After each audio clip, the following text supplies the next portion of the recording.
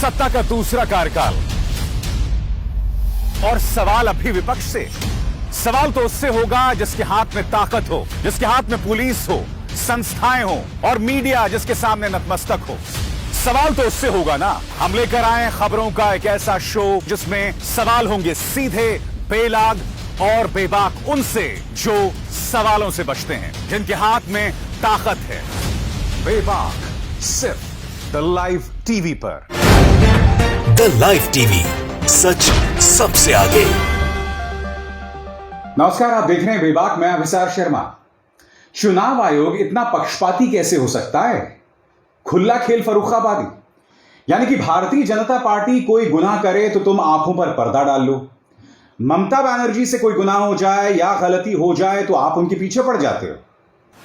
मैं आपको बतलाना चाहता हूं दोस्तों कि चुनाव आयोग ने ममता बनर्जी को नोटिस जारी कर दिया है कि उनके एक बयान ने चुनाव आचार संहिता का उल्लंघन किया। वो बयान क्या है, मैं आपको पढ़ के सुनाना चाहता हूं आपकी स्क्रीन पर। ममता बनर्जी ने कहा, मैं अपने अल्पसंख्यक भाइयों और बहनों से अपील करना चाहती हूं कि वो बीजेपी से पैसा लेने वाले शैतान के बहकावे में आकर अपना वोट न बांट दें। वो बहुत सारे सांप्रदायिक बयान देते हैं और हिंदू मुसलमानों में दंगे कराता है।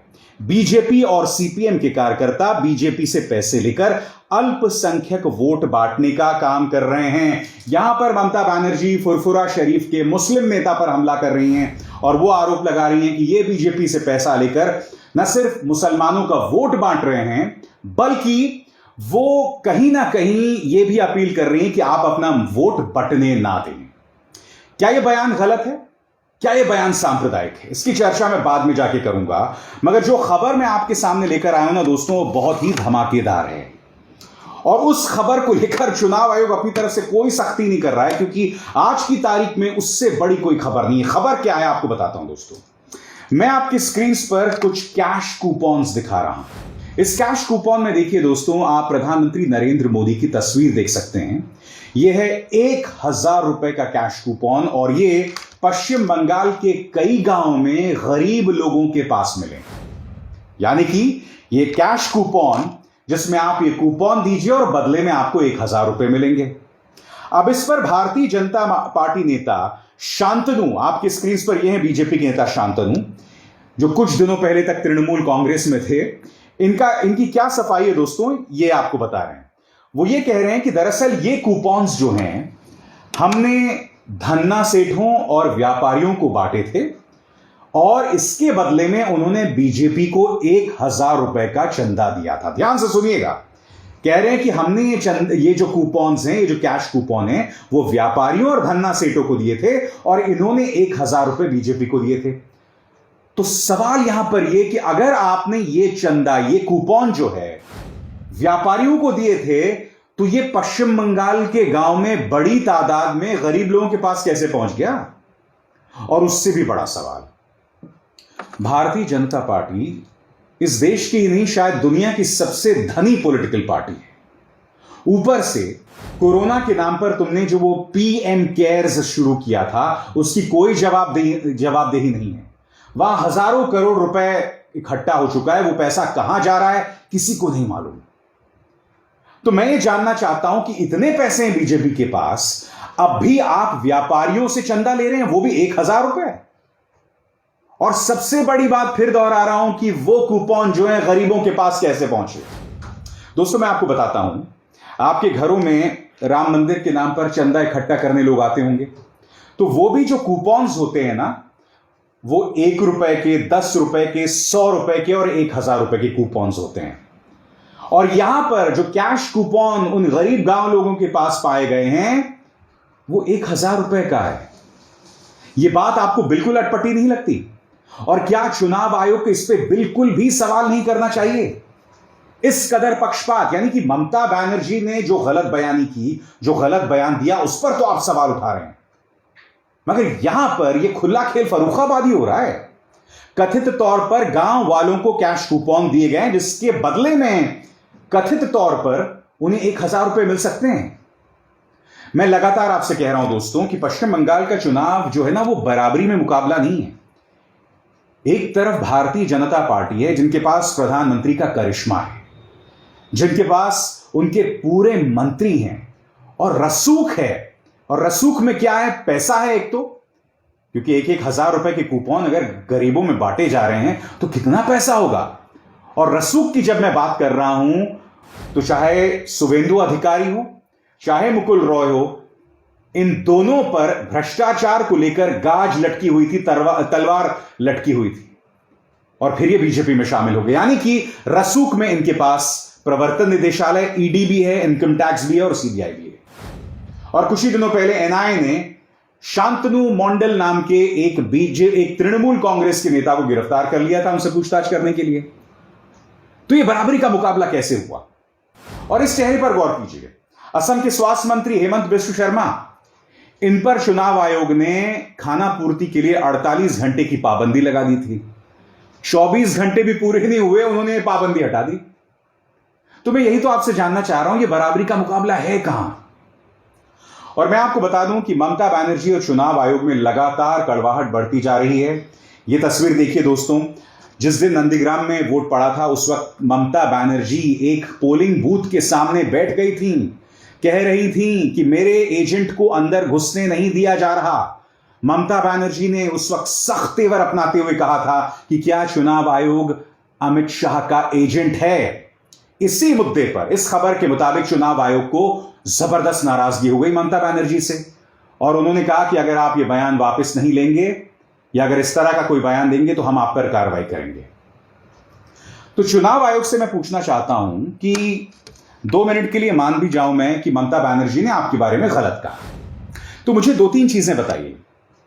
ममता बनर्जी ने कहा कि मेरे चुनावी एजेंट को अंदर घुसने नहीं दिया जा रहा, यह उनका आरोप था। अब दृष्टिभोंगी नाम के वेबसाइट ने एक बातचीत आपको सुनाई थी, और सबसे पहले अगर किसी चैनल पर यह खबर आई थी तो वो बेबाक पर द लाइव टीवी पर आई। दोस्तों खबर क्या थी, ध्यान से सुनिए। मुकुल रॉय और शिशिर बजोरिया के बीच में बातचीत हो रही थी, जिसमें शिशिर बजोरिया मुकुल रॉय से कह रहे हैं कि मुकुल रॉय जी, जैसा कि आप जानते हैं कि चुनाव आयोग का एक नियम है कि चुनावी एजेंट उसी बंदे को बनाया जाएगा। एक पॉलिटिकल पार्टी चुनावी एजेंट उसी व्यक्ति को बना सकती है जो उस इलाके का रहने वाला है। अब चूंकि भारतीय जनता पार्टी के पास पश्चिम बंगाल में पर्याप्त समर्थक है नहीं, तो इन्होंने क्या कहा कि आप चुनाव आयोग से कहिए, शिशिर बजोरिया इस बातचीत में कह रहे हैं कि आप चुनाव आयोग से कहिए कि वो अपने नियमों में बदलाव लाएं, और उसके चलते वो लोग जो हैं किसी भी जगह से, किसी दूसरे इलाके से भी चुनावी एजेंट नियुक्त कर सकते हैं।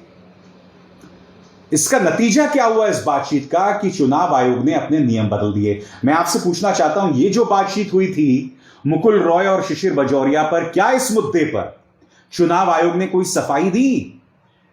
सफाई दी कि नहीं दी, बताइए ना। अब इन 2 खबर पर गौर कीजिए। पाथरकांडी में, असम में, कृष्णेंदु पॉल नाम के बीजेपी के जो नेता थे, उनकी गाड़ी में ईवीएम की मशीन मिलती है। क्यों? क्योंकि चुनाव आयोग की गाड़ी जा रही होती है और वो खराब हो जाती है, और बहुत ही रहस्यमय और चमत्कारी तरीके से वहां से एक गाड़ी गुजरती है, उसमें इस ईवीएम की मशीन को डाला जाता है, और उस गाड़ी का मालिक कोई और नहीं बल्कि एक बीजेपी नेता था। फिर इस दूसरी खबर पर गौर कीजिए। एक चुनावी अधिकारी था, वो अपने रिश्तेदार के घर में जाकर रुक गया ईवीएम की मशीन के साथ, मगर वो रिश्तेदार टीएमसी का एक नेता था। अब मैं आपको एक और वीडियो दिखाता हूं दोस्तों, ये तमिलनाडु का वीडियो है। यहां देखिए ईवीएम की मशीन्स को किसमें ले जाया जा रहा है जानते हैं आप? स्कूटर में। देखिए वीडियो। போலீஸ் பாதுகாப்பு இல்லாம எப்படி ஏத்து போவீங்க?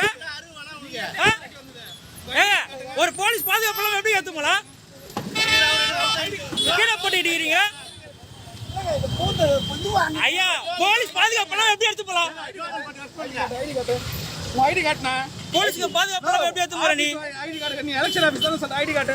அதுக்குள்ள வண்டி எடுத்துறாங்கல. ஐடி கார்டுனா என்ன சொன்னீங்க? 11 எப்படி உங்க கையில வந்தது? எப்பா இது?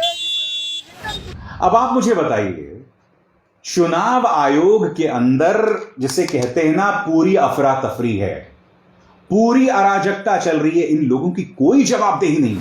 प्रधानमंत्री नरेंद्र मोदी ने यह वीडियो देखिए, जिस दिन पहले चरण का मतदान हो रहा था, प्रधानमंत्री बांग्लादेश पहुंच जाते हैं और वहां पर जाशुरेश्वरी मंदिर में जाकर शीश झुकाते हैं। वो जाशुरेश्वरी मंदिर जो मटुआ समुदाय के लिए, जो एक बहुत बड़ा वोटिंग ब्लॉक है पश्चिम बंगाल के अंदर, उनके लिए काफी मायने रखता है। उस दिन दिन भर न्यूज चैनल्स में यह तस्वीर दिखाई जाती है। क्या चुनाव आयोग ने सख्ती लगाई वहां पर? बिल्कुल नहीं लगाई। तो जहां तक मैंने आपको बता दिया, चाहे हेमंत बिस्व शर्मा हो, चाहे प्रधानमंत्री खुद हो, कोई सख्ती नहीं है। और जहां तक सांप्रदायिक बयान देने की बात है, तो अमित शाह ने कहा था कि 2 मई के बाद आप लोग आराम से बगैर किसी रोक टोक के सरस्वती पूजा और दुर्गा पूजा कर सकते हैं। यह सांप्रदायिक बयान नहीं है। शुभेंदु अधिकारी, जिसका मुकाबला ममता बनर्जी के साथ नंदीग्राम में, उन्होंने क्या कहा था कि अगर टीएमसी फिर से चुनकर आई तो पाकिस्तान में पटाखे फूटेंगे, पश्चिम बंगाल जो है वो कश्मीर बन जाएगा। जो पहला बयान है कि पाकिस्तान में पटाखे फूटेंगे, वो क्या सांप्रदायिक नहीं है? प्रधानमंत्री खुलेआम विकास की बात नहीं करते हैं चुनावी रैलीज में। वो क्या कहते हैं कि ममता बनर्जी को जय श्री राम पर क्या आपत्ति है, वो दूसरे राज्य के लोगों को क्यों गालियां दे रहे हैं, जय श्री राम, मुसलमान वोटर, ये सब क्या हो रहा है? क्या ये सांप्रदायिक बयान नहीं है? और चुनाव आयोग इस पर क्यों सख्ती नहीं करता है? क्या ये सवाल उठने जरूरी नहीं है? दोस्तों, जैसे कि आप जानते हैं कि देश में इस वक्त कई जगह कोरोना के वैक्सीनेशन लगाए जा रहे हैं। आप ये तस्वीर देखिए।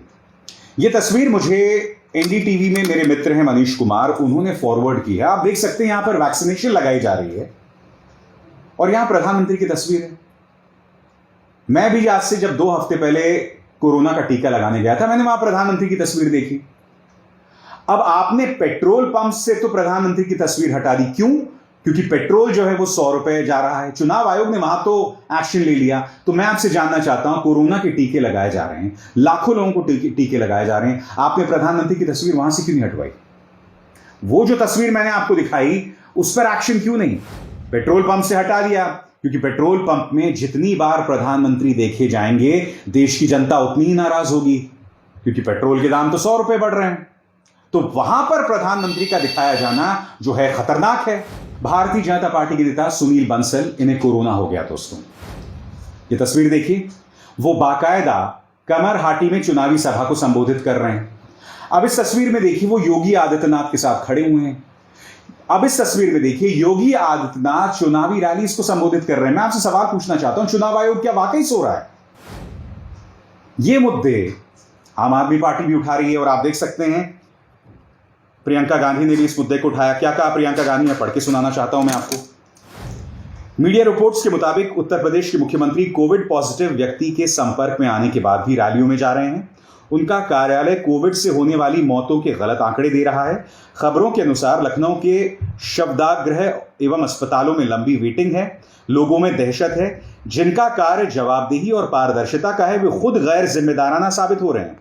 संकट के समय नेताओं को सत्यता और सही आचरण का उदाहरण पेश करना चाहिए, ताकि लोग उन पर भरोसा कर सकें।